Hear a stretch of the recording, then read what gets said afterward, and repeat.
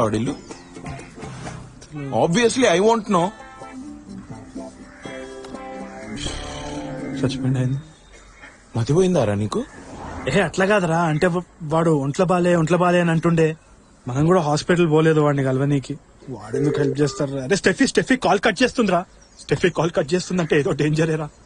ఏ నువ్వు ఈ డైరెక్టర్ కథలు, ఈ సినిమా తీయడం ఇదంతా నిజమేనా, లేకపోతే నిజంగానే ఒక అమ్మాయితో హనుమూన్ కి పోయి ఇదంతా కవరప్ చేస్తున్నావా?